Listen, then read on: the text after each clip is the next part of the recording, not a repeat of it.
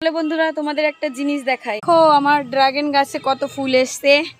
এই দেখো মানে একটা ডালের ভিতর দেখো কতগুলো, একটা দুটো তিনটে চারটে পাঁচটা ছটা সাতটা আটটা নটা 10টা, মানে এক একটা ডালের ভিতর যে কতগুলো করে ফুল এসছে দেখো। ফলেও পরিণত হয়েছে, দুটো ফল পেকেছিল, খেয়েওছি। আর এই গাছটায়ও কিন্তু অনেকগুলো এসছে দেখো। এই তোমরা সবসময়ের জন্য এরকম ছোট ছোট যে আগাগুলো হবে এখন কিন্তু এরকম ভেঙে দেবে, নাহলে কিন্তু ফল আসবে না।